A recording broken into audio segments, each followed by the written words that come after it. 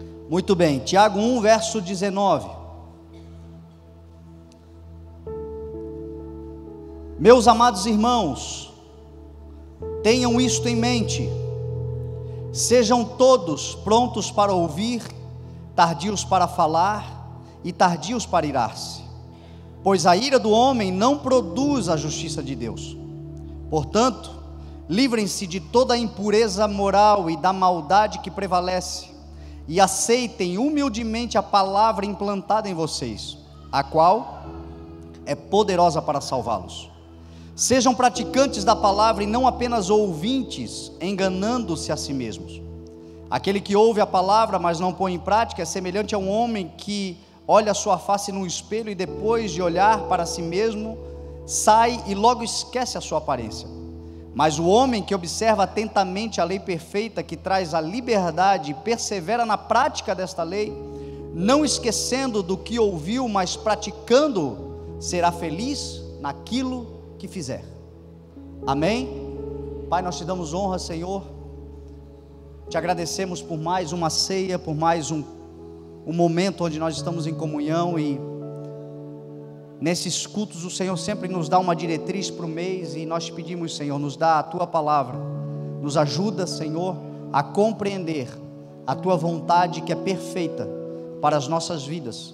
Como diz a tua palavra, se nós tão somente cuidarmos em praticarmos aquilo que o Senhor já nos ensinou, seremos felizes em tudo que realizarmos.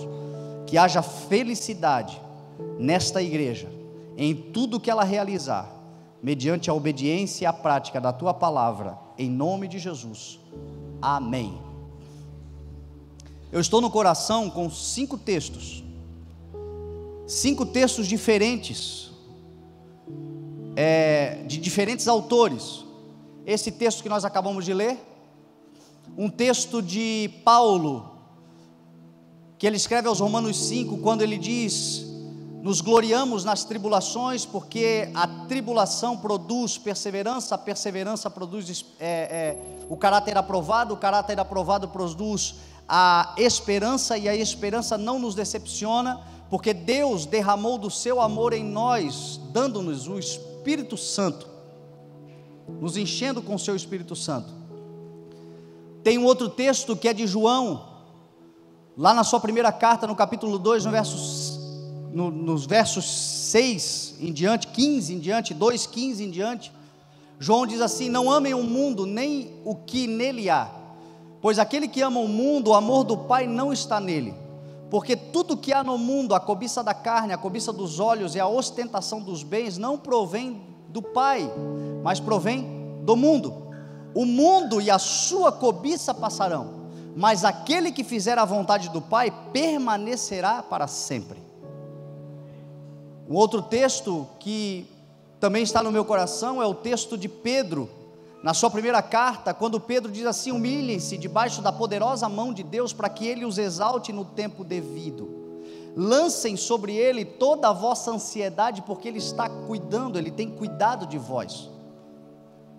O diabo é o vosso adversário, que anda como um leão ao redor de vocês, bramando, procurando a quem possa tragar.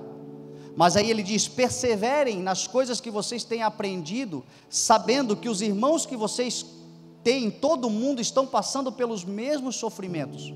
O Deus de toda graça e de toda glória em Cristo Jesus, depois de vocês terem sofrido um pouco de tempo, os restaurará, os confirmará, lhes dará força e os porá sobre firmes alicerces.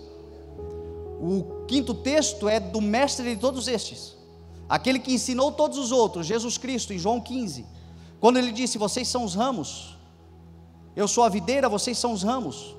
Se vocês permanecerem em mim, e as minhas palavras permanecerem em vocês, vocês pedirão o que quiserem, e lhes será feito pelo meu Pai, porque o meu Pai é glorificado pelo fato de vocês darem muito fruto, e assim vocês serão meus discípulos. Nos versos anteriores, Jesus diz assim: sem mim vocês não podem fazer coisa alguma. Qual é a relação entre esses textos e entre esses autores? Um pensamento que eu estou a semana toda no coração, que trata entre expectativa e realidade. A gente fala muito isso.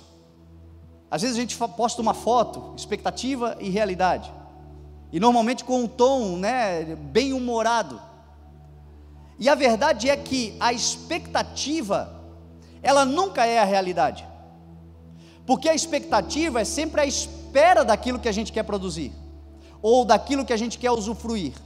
Nós sempre temos uma expectativa, por mais que a nossa realidade seja boa, por mais que a tua realidade seja abençoadíssima, a expectativa nesse momento, provavelmente é de novas coisas, ou no mínimo de que aquilo que você está vivendo de bom permaneça, continue, mas a verdade é que a expectativa está sempre ligada a algo que ainda acontecerá. Então não existe expectativa versus realidade, existe expectativa que pode nos levar a usufruir de uma realidade abençoada. Eu acredito que cada um de nós aqui tem expectativas que dizem respeito ao seu futuro, à sua família, ao seu trabalho, à sua profissão, e se você sonha, as expectativas são as melhores, ainda que a sua realidade não seja aquela que você gostaria de viver no momento, mas você tem uma boa expectativa. Fé é expectativa. Hebreus 11 diz que a fé é o firme fundamento das coisas que se espera, e a prova das coisas que não se veem. Então a fé é uma boa expectativa do futuro, uma boa expectativa daquilo que está por vir, uma boa expectativa, confiando, esperando, depositando esta esperança, essa expectativa no Senhor. A Bíblia diz que a sua vontade é boa, é agradável, é perfeita. Então sempre que nós temos uma expectativa, baseados na fé, sustentados na palavra do Senhor, sustentados no que o Senhor tem para a nossa vida, essa expectativa é a melhor, é boa. E o que nos leva a usufruir da realidade da expectativa? Então não existe expectativa versus realidade, existe expectativa que gerará uma realidade. E o que liga essas duas coisas? O trabalho, as obras, as ações daqueles que, esperando algo bom, começam a caminhar em direção da realização desse algo bom. E aí aquilo que é expectativa hoje vai se tornando realidade amanhã, e uma vez que se torna realidade, nós começamos agora a expectar, a esperar, a desejar outras coisas, e assim nós vamos crescendo, e assim nós vamos avançando, e assim nós vamos edificando a casa, como o Evangelho diz, e assim nós vamos nos tornando cada dia maiores, até alcançarmos a estatura do varão perfeito, como diz a palavra do Senhor. Expectativa gerando realidade, mediante ao trabalho, mediante a exercer, a trabalhar, a planejar e colocar em ação, em prática. Esses 5 textos, eles falam de expectativas de Deus ao nosso respeito, e muitas vezes a realidade da nossa vida é completamente contrária a tudo aquilo que eu já falei aqui. Deus espera, por exemplo, eu quero me apegar mais no texto de Tiago. Talvez nós não vamos sair nem do texto de Tiago, mas nós temos aí o mês todo para falar dos outros textos. Mas só para puxar aqui uma pincelada rápida, o texto de Romanos diz que nós nos gloriamos nas tribulações. Esta é a expectativa de Deus ao nosso respeito, que nas tribulações nós nos gloriemos. Como assim? Como se gloriar numa tribulação? Como se gloriar num momento de dificuldade? Como? Parece uma loucura, parece uma coisa sem propósito. A maioria das pessoas, quando começam tribulações, começam a se entristecer e não a se gloriar, começam a se frustrar, começam muitas vezes a dar passos para trás, a retroceder. Mas por que isso acontece? Porque eles não conhecem o coração de Deus, porque eles não conhecem o que a tribulação produz, porque eles não conhecem, não levam em consideração o do porquê das tribulações que eu e você enfrentamos. Todas as tribulações que o Senhor coloca para nós enfrentarmos têm um propósito. Qual é? Produzir perseverança. Por que Paulo diz assim, eu me glorio nas tribulações? Porque a tribulação produz perseverança. A tribulação, ela também tem um risco. Qual é o risco? Aquilo que eu já falei. Você pode retroceder. Tem muita gente que na tribulação abandona um barco. Tem muita gente que na tribulação desiste. Tem muita gente que na tribulação entra num quarto escuro e se esconde numa depressão. Só que se você conhecer a palavra do Senhor, você vai entender que a tribulação vai produzir perseverança. Nenhum perseverante se tornou perseverante sem ser atribulado. Ninguém que você vê o caráter da perseverança se tornou assim sem ter sofrido tribulações. Agora, o porquê que nós precisamos de perseverança? Porque Jesus disse assim: aquele que perseverar até o fim será salvo. Aquele que perseverar até o fim receberá a recompensa. Aquele que perseverar até o fim receberá das minhas mãos aquilo que eu tenho para ele, aquilo que eu tenho para ela. Aquele que perseverar até o fim ouvirá e receberá aquilo que Paulo falou: agora me está reservada a coroa. Por que está reservada a coroa? Porque ele lutou até o fim, combati o bom combate, acabei a carreira e guardei a fé. O que é isso? Perseverança. Foi atribulado ou não foi? Sofreu tribulações ou não sofreu? Então a tribulação, ela produz perseverança. A perseverança, o caráter aprovado. Tem coisas que só provarão o nosso caráter depois de muita tribulação e perseverança. Tribulação para você romper com todas as alianças que você fez. Tribulação para você destruir toda a semente que o Senhor semeou dentro do teu coração. Tribulação para você rejeitar uma palavra profética sobre a sua vida. Tribulação para você sair da igreja, para você sair da família, para você sair do trabalho. Tribulações, mas uma vez que você age com perseverança, a perseverança vai produzir um caráter aprovado. E o aprovado, meu irmão, passa de nível. O aprovado entra num lugar novo. O aprovado começa a usufruir de novas ferramentas, de novos lugares. Isso é maravilhoso, porque isso torna o reino de Deus dinâmico. Por isso que servir a Deus só é chato para quem não persevera. Só é chato para quem é mimimi, só é chato para quem vive atribulado e reclamando e não persevera. Porque quem persevera terá um caráter aprovado, e uma vez aprovado, meu irmão, entra num lugar novo, desfruta de um lugar novo, e esse dinamismo, esse reino dinâmico não enjoa, é cada vez mais divertido andar com o Senhor. Porque sempre tem algo novo, sempre tem algo para frente, sempre tem algo para o Senhor derramar, sempre tem um vinho novo, sempre tem uma experiência nova, sempre tem um testemunho novo, sempre tem um novo relacionamento no Senhor, sempre. Meu Deus, nesses 8 anos que eu tenho dedicado a minha vida à chamada de Deus na minha vida, quantos lugares, quantas pessoas, quantas curiosidades, quantas surpresas boas, quantas alegrias, quantas glórias a Deus a gente tem dado mediante a fidelidade, a graça, a bondade, a maravilha que o Senhor faz. Quantas coisas para contar, quantos testemunhos você já ouviu? Se você está nessa igreja há 6 meses, você já deve ter ouvido muitos testemunhos. Não é gente querendo se gabar, é a alegria de viver o reino de Deus, que é assim, é justiça, é paz, é alegria, é bondade, é manifestação de graça o tempo todo, é crescimento o tempo todo. Como Deus é bom. Mas eu queria que você passasse uma semaninha comigo, para você ver quanto atribulado eu também sou.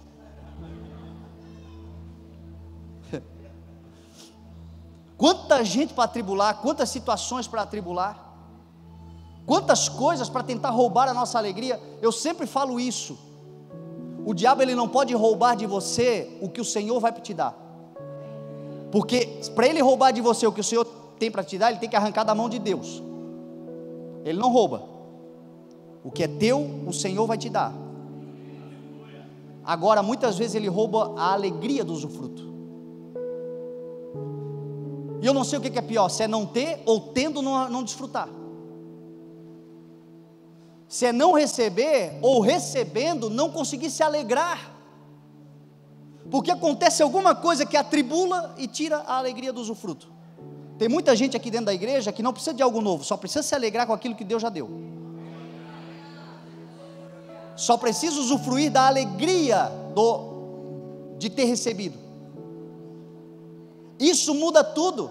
A tribulação, ela produz perseverança, então continua perseverando. A perseverança, o caráter aprovado. Eu disse que ia começar em Tiago, já estou ali em Romanos, mas vamos embora. O caráter aprovado, a esperança. O que é esperança? É certeza, não é esperança do verbo esperar, é do esperançar, é de ter convicção, da confiança no Senhor. A esperança não nos decepciona, porque Deus derramou do seu amor em nós, quando nos concedeu o seu Espírito Santo. Então tudo começa com expectativa do Senhor. A expectativa do Senhor é que a tribulação produza perseverança. A realidade na vida de alguns crentes é que a tribulação produz retrocesso. Só que o Senhor hoje está dizendo para você: você vai viver pela minha expectativa e não mais pelas circunstâncias do mundo. Pela expectativa que o Senhor tem ao seu respeito, pela esperança que o Senhor tem e depositou em você. Viver pela palavra do Senhor, não viver mais por aquilo que os homens falam, não viver mais por aquilo que o teu pensamento é enganoso, o teu coração é enganoso, mas viver pela certeza de que você tem um Deus que batalha por você, um Deus que luta as tuas batalhas, um Deus que mesmo quando você está dormindo Ele não dorme, um Deus, meu irmão, que trabalha para aqueles que nele esperam, um Deus que nas tribulações nos forja, nos melhora, nos qualifica, nos faz crescer. E aí nós vamos lá para Tiago. Tiago também traz uma expectativa. Tiago, eu gosto de estudá-lo, porque Tiago, dos autores do Novo Testamento, ele é o que menos fala de Jesus. Entretanto, a sua carta é a que mais se assemelha com os ensinos de Cristo. É a que mais se assemelha no sentido de a maneira como Tiago fala é muito semelhante à maneira como Cristo falava. Os ensinamentos de Tiago. Esse Tiago, a Bíblia fala de 3 Tiagos, basicamente. O Tiago, irmão, filho de Zebedeu, irmão de João, que era apóstolo. O outro Tiago, filho de Alfeu, que também era um dos 12 apóstolos. E o Tiago, irmão de Cristo, em Mateus 6. Irmão do Senhor Jesus Cristo. Quase que na totalidade dos estudiosos da Bíblia Sagrada, eles alegam que a carta de Tiago foi escrita pelo Tiago, irmão de Cristo.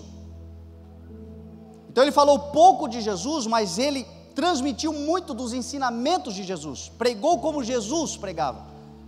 Irmão mais novo, provavelmente a referência, viu o irmão mais velho, é aquele tipo de pessoa que ela não precisa falar de você, mas você percebe, vendo ela falar, que quando ela está falando tem muito de você dentro dela. Aquelas pessoas que se tornam semelhantes. Ontem eu ainda estava falando esses dias com o pastor Eli, ele estava dizendo que em alguns momentos eu pareço muito com meu pai, apesar de ser diferente na forma de pregar, mas é por causa disso, tem esse DNA, não tem como negar. Então Tiago, ele se assemelha muito. Tiago, inclusive, ele quase que a sua carta não entrou na reforma, porque os reformadores da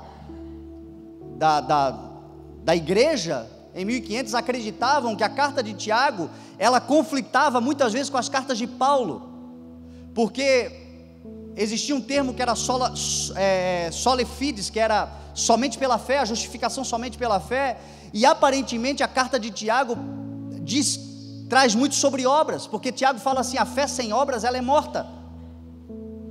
E de fato, eu louvo a Deus que eles tiveram o entendimento de preservar, porque a carta de Tiago ela não é uma carta legalista, ela é uma carta repreensiva. E como é importante nós termos na nossa vida pessoas que têm legitimidade e autoridade para volta e meia nos alinhar através de repreensão. Foi o próprio Paulo que disse a Timóteo que toda a escritura é inspirada por Deus e útil para a correção, para a repreensão, para o ensino e para a instrução na justiça. O próprio Paulo disse que nós não somos salvos pelas obras, mas nós somos salvos para as boas obras. Obras que o Senhor preparou de antemão para nós realizarmos. E Tiago está apenas dizendo que fé, se ela não tem obras, ela está morta, porque de fato aquele que crê, avança. Paulo disse: eu criei, por isso eu falei. Então, se eu creio, é óbvio que eu vou tomar atitudes em direção àquilo que eu creio. Se eu creio, é óbvio que eu vou começar a ter. Eu não fui salvo por causa das obras. pode fazer a obra que for, se não crê em Jesus, não tem salvação. Mas uma vez salvo em Cristo, Ele nos dá boas obras para praticarmos e glorificar o nome dEle. Isso torna a nossa vida, a nossa fé viva. Então é o que o Tiago está dizendo. O Tiago está dizendo, a fé sem obras é morta. E aí Tiago, nessa carta repreensível, eu louvo a Deus, porque tem muitas vezes que eu estou bem desalinhadinho, eu leio a carta de Tiago, opa, precisa ajustar algumas coisas. É uma carta bem importante para nós. Apesar dele ter destinado ela propriamente uma carta circular aos judeus convertidos, mas ela nos repreende muitas vezes, isso é importante. E aí ele vai começar dizendo, meus amados, tenham isso em mente. Primeira coisa que eu quero falar para você, repreensão é importante, entretanto só receba a repreensão de quem primeiro te ama. Tem muita gente querendo dar críticas construtivas, tem muita gente querendo regular a tua vida. Tinha uma música, não sei se é gospel, eu acho que não, sai da minha aba, é do irmão Alexandre Pires, nosso irmão em Cristo.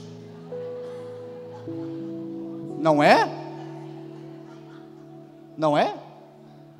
Uma vez eu estava vendo ele terminar um show, ele disse assim, ó, sejam todos abençoados em nome de Jesus.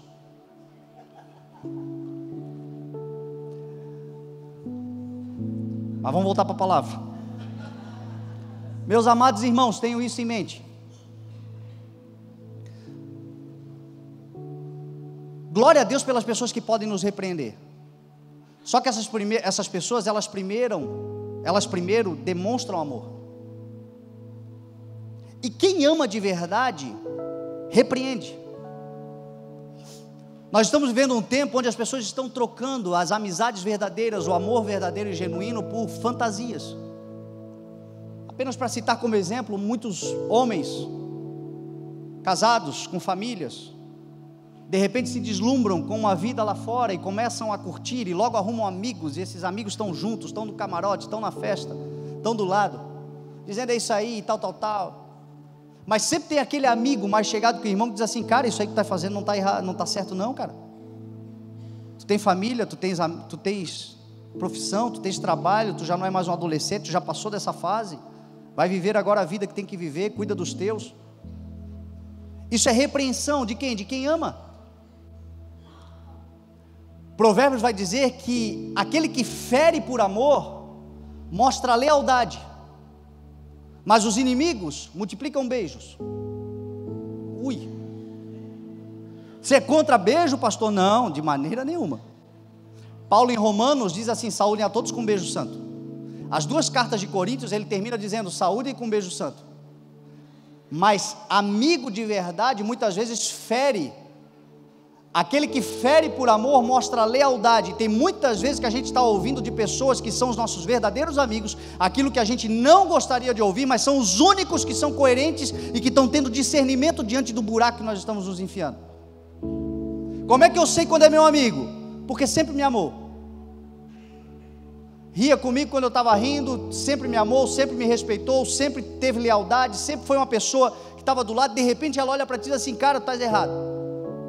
Eu louvo a Deus, porque eu tenho pessoas na minha vida que são assim, que eu não tenho dúvida nenhuma, sempre estão mostrando a lealdade, a fidelidade, as características de uma amizade genuína, mas volta e meia me chamam de canto e dizem assim, cara, isso aqui está errado. Ainda que eles não compreendam, às vezes acontece também, às vezes a pessoa tem uma visão, não sabe o porquê que você está fazendo, mas você pode sentar, glória a Deus, porque ela sentou, ela te chamou, ela se preocupou com você, e você pode explicá-la por quê de determinada atitude. Mas glória a Deus por pessoas que podem nos repreender. Sabe quem é que mais nos ama? O nosso Senhor. E a Bíblia diz que Ele disciplina aquele que Ele ama, Ele repreende aquele a quem Ele ama. Tiago, ele vai trazer uma repreensão, mas ele começa dizendo, amados irmãos, tenham isto em mente.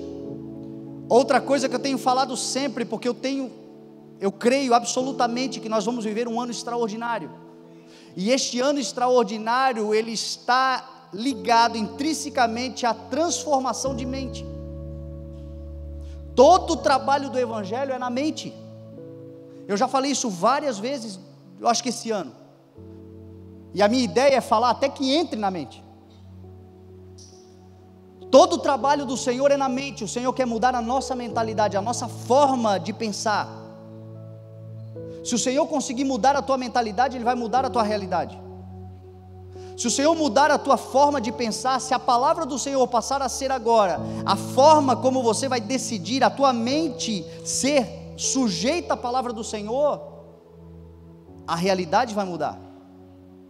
Então não adianta nós sermos igreja, estarmos em todos os cultos, ouvindo a palavra todos os cultos, recebendo a palavra todos os cultos, recebendo a instrução todos os cultos, e aí no momento de realizarmos a expectativa de Deus qual é? Que a nossa mente seja a mente de Cristo. A expectativa de Deus é tirar a mente mundana e dar-nos a mente de Cristo. Qual é a realidade muitas vezes? Na hora do conflito a gente não lembra de nada do que o Senhor falou, e faz tudo com a velha mentalidade humana, carnal, retrógrada. E aí não usufrui. Então Tiago vai dizer: tenham em mente, sejam todos prontos para ouvir. Meu irmão, qual é a realidade do mundo? As pessoas estão sentindo coceira nos ouvidos. Qual é um dos sinais da apostasia? Coceira nos ouvidos. Cada vez mais você vai perceber pessoas que não param para ouvir ninguém, que não se sujeitam mais a escutar ninguém, que tudo que fazem mediante os impulsos do coração e não sentam para ouvir, não param para ouvir, sentem coceiras nos ouvidos. Só que o Senhor, Ele não parou a sua palavra. A fé vem pelo ouvir a palavra, e ouvir a palavra mediante a mensagem de Cristo. E este ouvir, meu irmão, ele é muito mais do que escutar. Nós estamos aqui com o nosso projeto de Libras. Semana passada eu falei aqui: você vai ouvir a palavra. Cometi uma certa indelicadeza. Depois eu fui para casa e fiquei pensando. A palavra de Deus, quando fala ouvir, a palavra é akou. Não sei como é que você vai traduzir isso, mas akou significa receber, significa considerar atentamente aquilo que foi lhe transmitido.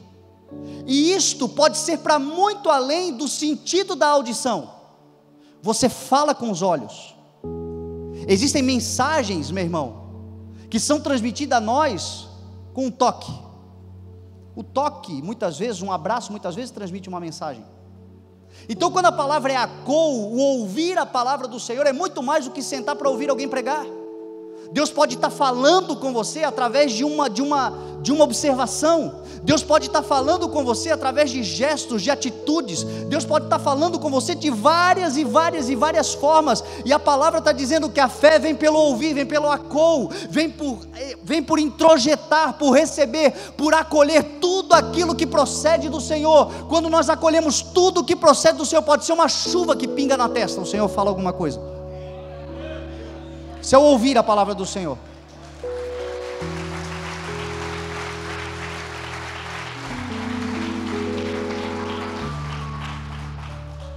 Olha o que diz a palavra: sejam todos prontos para ouvir. Perceba os detalhes da palavra do Senhor. Não é estejam, é sejam.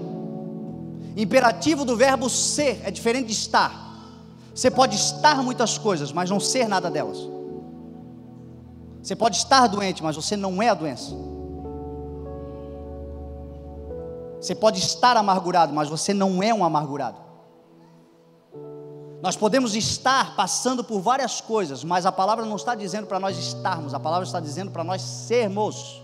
Sejam, ou seja, a essência de todo aquele que recebeu o Senhor, ser uma nova criatura.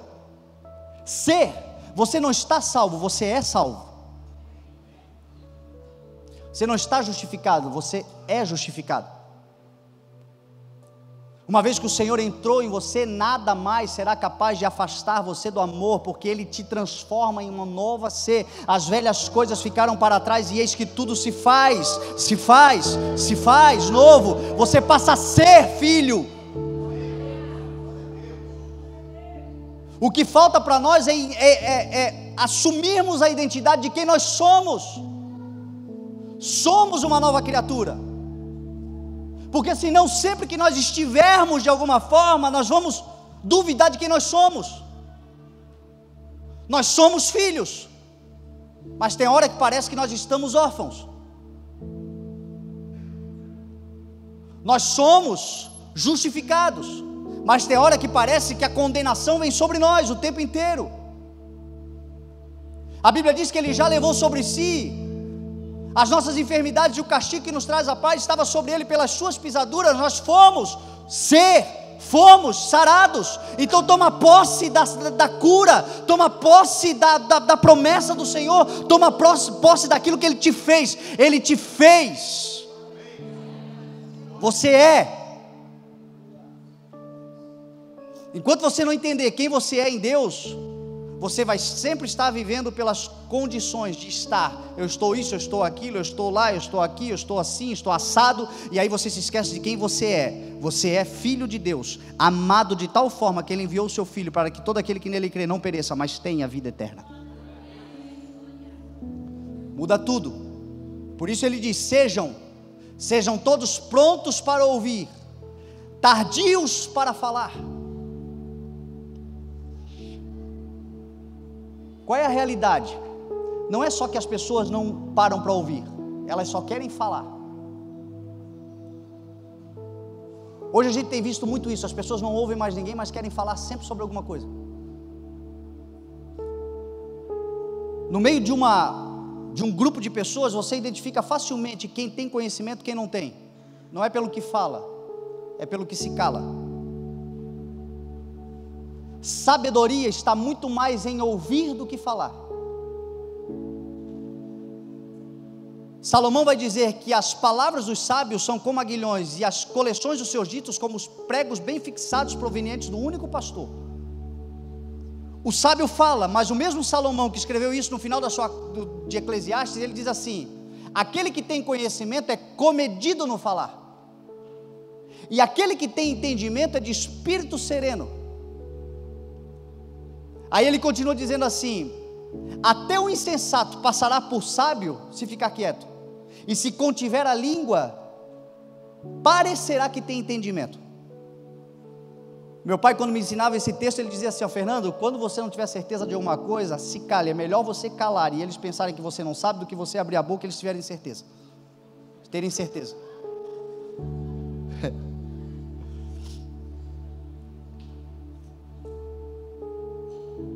Fala no momento certo. As palavras ditas no momento certo são como prata, bandejas, maçãs de prata incrustadas, maçãs de ouro incrustadas em bandejas de prata. Tem propósito. As palavras ditas no tempo certo são como pregos bem fixados, tardios para falar, prontos para ouvir, tardios para falar. Tem muita coisa que no ouvir vai mudando muitas coisas dentro de nós. Às vezes nós estamos ganhando pessoas, não estamos conseguindo alcançar o coração de pessoas, não é porque nós estamos falando algo errado, é porque a gente está falando demais. É porque a gente quer falar e a gente não quer ouvir. Outro dia uma irmã me mandou uma mensagem dizendo: pastor, eu estou num grupo da família e está todo mundo brigando, porque a maioria deles é católico, eles estão brigando e falando disso, falando daquilo, falando daquilo. O que eu digo? Eu disse para ela: não diz nada. Deixa eles falando, não fala nada, porque o teu testemunho não vai vir com palavra, vai vir com ação. E às vezes nós queremos mostrar que estamos certos, queremos dizer que está conosco, queremos ganhar a discussão. E a Bíblia está dizendo: sabedoria é discernimento, é estar comedido, é falar no momento certo. A Bíblia diz que aquele que primeiro apresenta a sua causa parece ter razão, até que o outro venha e lhe questione. Quer uma instrução do Senhor para a sua vida? Procure ser o último a falar, deixa todo mundo falar, discirna todas as coisas. Lá na tua casa, de repente, ninguém mais se ouve, porque ninguém se cala também, todo mundo fala ao mesmo tempo, é uma confusão, entram na mesa, é briga do início ao fim, termina o almoço, pergunta o que foi falar, ninguém sabe, porque era todo mundo falando, todo mundo rápido para falar e não queria ouvir também. Essa é a realidade muitas vezes da nossa casa, tardios para falar e nós nos apressamos em falar. Eu tenho pedido muito para o Senhor, que o Senhor me dê essa capacidade de ter sabedoria, e eu tenho aprendido que o fato de eu não estar pronto ainda, como eu desejo chegar e como o Senhor prometeu, não são as mensagens maravilhosas que Deus tem dado para pregar, mas são os momentos que eu deveria ficar quieto e ainda não consigo me calar. São os momentos onde eu deveria morder a língua assim, e eu ainda, quando eu vejo, eu já falei, não estou pronto ainda. Tem muito do Senhor ainda para ser plantado. Talvez essa seja a sua realidade, talvez a expectativa sua é de encontrar sabedoria, de encontrar discernimento, é de encontrar conhecimento. A expectativa sua seja essa, mas a realidade está equivocada em relação à palavra, e hoje o Senhor está nos ensinando na justiça. Ele está dizendo: você quer conhecimento, você quer sabedoria? Esteja pronto para ouvir, seja pronto para ouvir e tardio para falar. Seja curioso, seja curiosa. Quem é pronto para ouvir é essa pessoa curiosa, ela quer saber das coisas de Deus. Ela chega num lugar, ela quer saber o que Deus está fazendo, o que Deus está falando, ela é interessada em ouvir o que o Senhor tem. Ela é interessada, quando ela percebe uma palavra do Senhor, ela guarda, ela retém, ela introjeta aquilo, ela colhe. No momento certo, as tuas palavras também serão como aguilhões, e a coleção daquilo que você dizer será como prego bem fixados, provenientes do único pastor, Jesus Cristo, o Senhor da sabedoria, do conhecimento, o Senhor que nos ensina todas as coisas. Tardios para irar-se. Qual é a realidade da maioria de nós, talvez?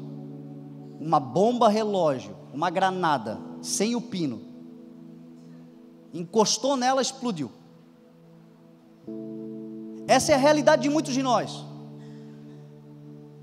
e o Senhor está dizendo: seja tardio para irar-se. É impossível. Guarda um negócio no teu coração: a ira é uma fera dentro de nós, que não é possível matá-la, mas deve-se adormecê-la. Guarda isso dentro do teu coração. A ira é uma fera, todos nós temos ela dentro de nós, não dá para matá-la. Por isso que Paulo disse: irai-vos, mas não pequeis. Não se põe o sol sobre a vossa ira. É impossível não irar-se, porém deve-se adormecer a ira. Tardios para irar-se. Por quê? Porque até mesmo a ira, em determinados momentos, ela é importante. Porque a ira muitas vezes é você se irar contra uma injustiça, por exemplo, que lhe provoca uma atitude de impulso e de acabar com aquilo. Pessoas que estão lutando contra a fome são pessoas que se iraram com a fome no mundo. Pessoas que estão lutando contra a pedofilia são pessoas que se iraram com toda a maldade que estão fazendo com crianças. Mas é a ira canalizada no lugar certo. Jesus se irou, meu irmão. A Bíblia diz que Jesus pegou chicote e saiu virando mesa e virando coisa de cambista e jogando tudo fora e dizendo assim: vocês estão transformando a minha casa num covil de ladrões. Só que a minha casa não será covil de ladrões, a minha casa será chamada casa de oração. E nessa ira, nesse ímpeto, ele tomou uma atitude. Porém a ira canalizada no momento certo, ou não para pecar. Irai-vos, mas não pequem. Então, se a tua ira está te levando a errar, meu irmão, e se arrepender depois, a Bíblia está dizendo assim, ó: retarda essa ira, porque o iracundo faz tolice, diz a Bíblia. Provérbios diz que todo iracundo acaba fazendo tolices, e às vezes colhe uma consequência trágica para o resto da vida por causa de um ímpeto, de um lampejo, de um momento de ira.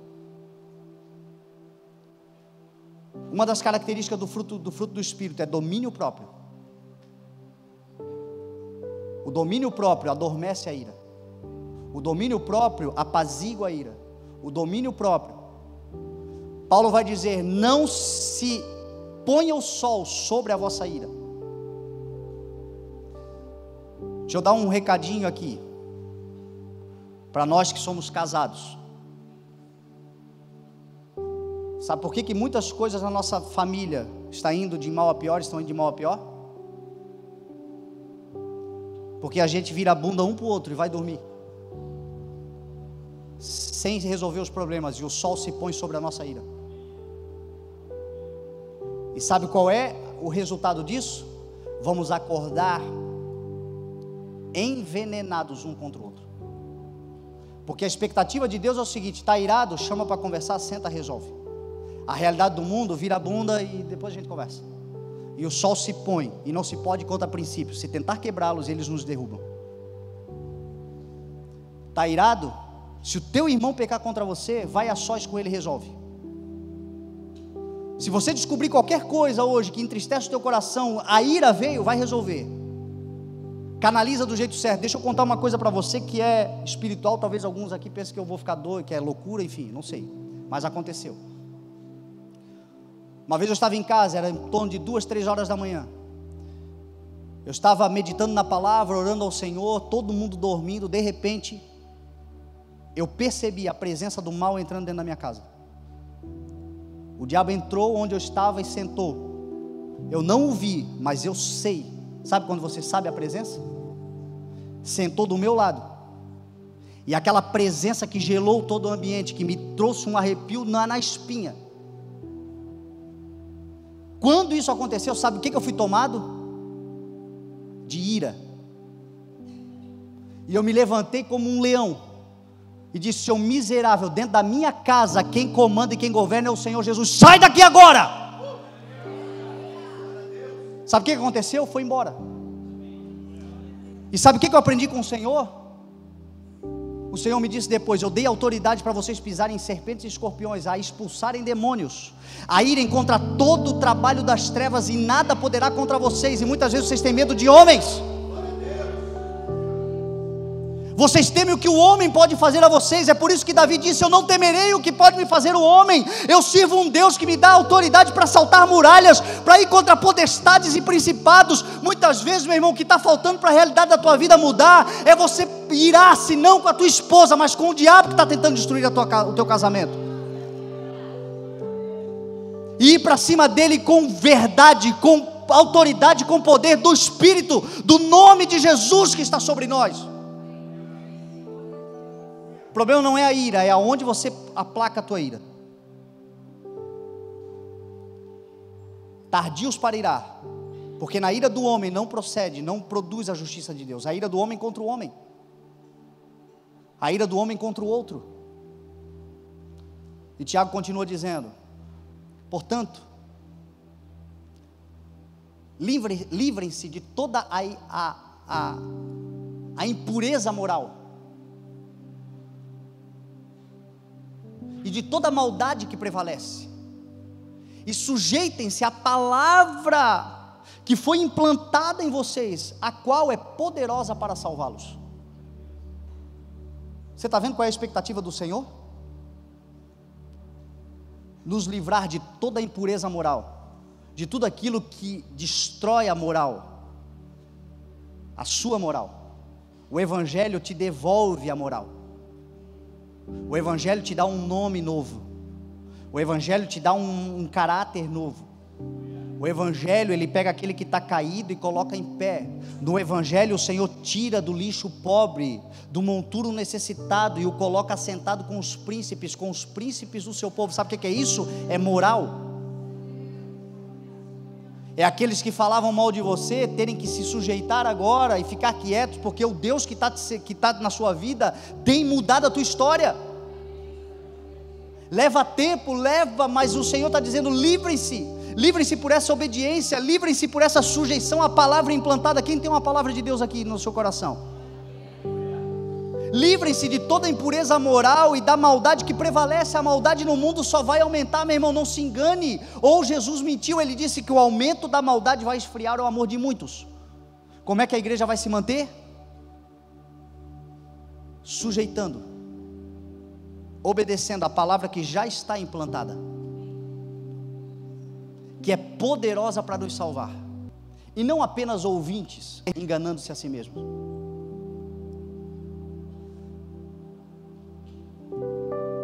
Não é Deus que nos engana, é nós que nos enganamos.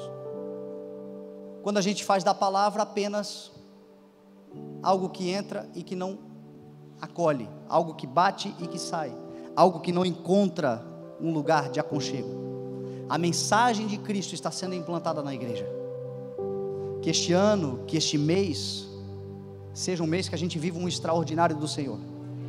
E a Bíblia diz que feliz é aquele que ouve a palavra e implanta a palavra. Tiago termina dizendo que aquele que implanta a palavra, que vive pela palavra, é feliz em tudo que realiza. Você quer ser feliz em tudo que realizar? Cada palavra, cada momento, cada situação, cada mensagem, cada vez que o Senhor falar com você, acou, guarda essa palavra no teu coração, acolhimento. Faz essa analogia, acolha a palavra do Senhor, guarda ela no teu coração, e você viverá os melhores anos da tua vida ainda, eles ainda estarão por vir, o melhor do Senhor ainda vai se manifestar. A expectativa do Senhor é boa, a expectativa do Senhor é maravilhosa, a expectativa do Senhor é grande, a expectativa do Senhor é nos levar a lugares altos, a expectativa do Senhor é maior do que a nossa, é perfeita, é maravilhosa. E essa expectativa, meu irmão, vai tornar realidade, porque a Bíblia diz que Ele está trabalhando. Aquele que começou a boa obra. Jesus disse: o meu Pai trabalha até hoje, e eu também estou trabalhando. Paulo disse: antes trabalhei mais do que todos os outros, contudo não eu, mas a graça de Deus comigo. Meu irmão, a expectativa que o Senhor tem ao teu respeito, Ele está trabalhando para que ela seja uma realidade na sua vida. Só acolha a palavra que já está implantada, e esse mês de março será extraordinário. Você crê em nome de Jesus? Vamos nos colocar de pé e vamos orar.